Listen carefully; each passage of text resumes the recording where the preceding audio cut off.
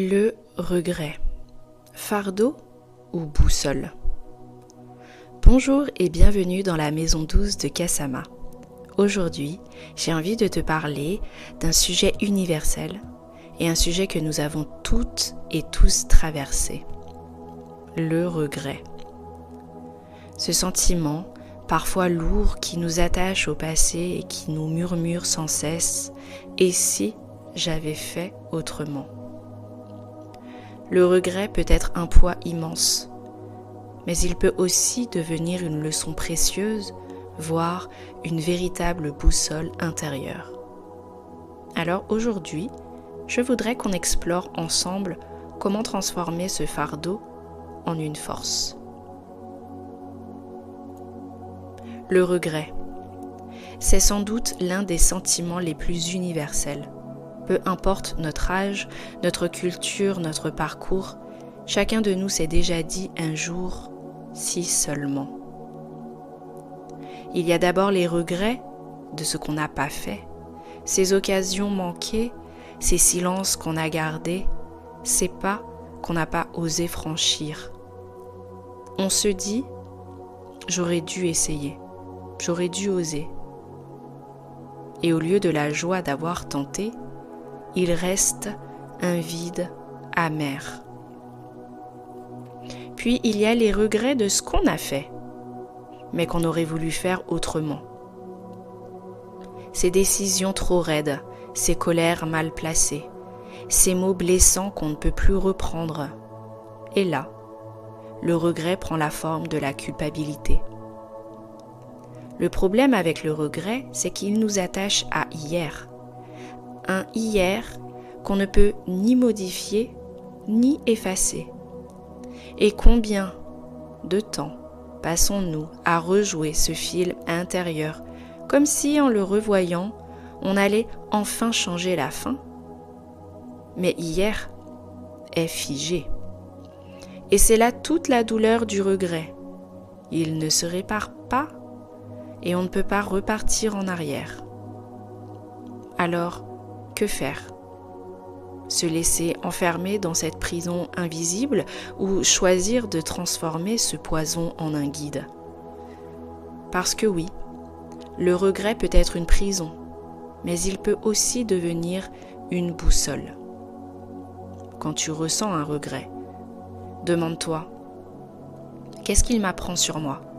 Qu'est-ce qu'il révèle de mes priorités profondes?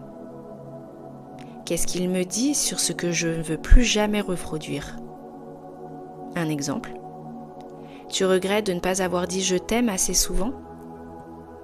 Alors ton regret te rappelle que l'amour pour toi c'est vital et il t'invite à le dire aujourd'hui, maintenant, à ceux qui comptent.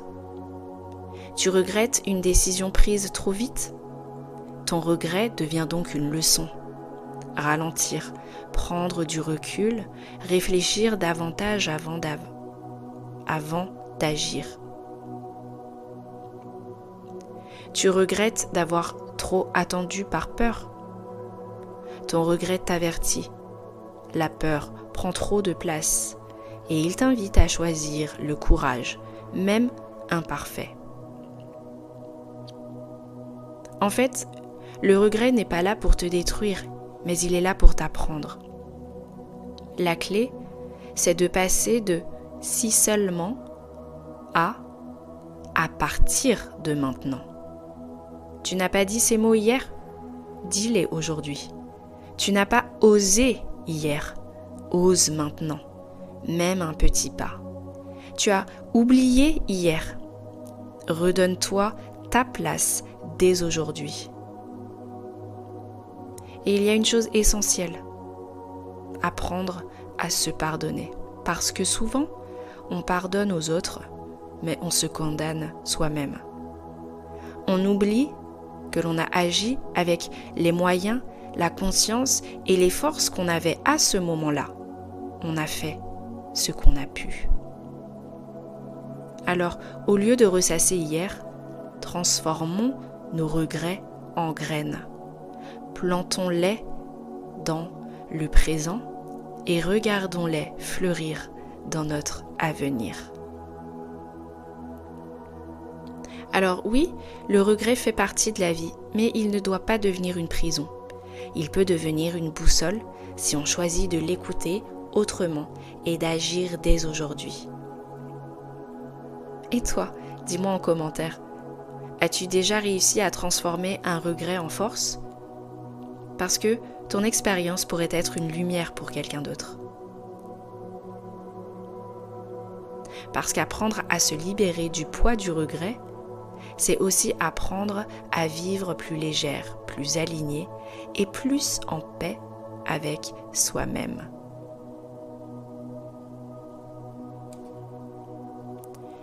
Je te dis à très bientôt pour un nouveau podcast.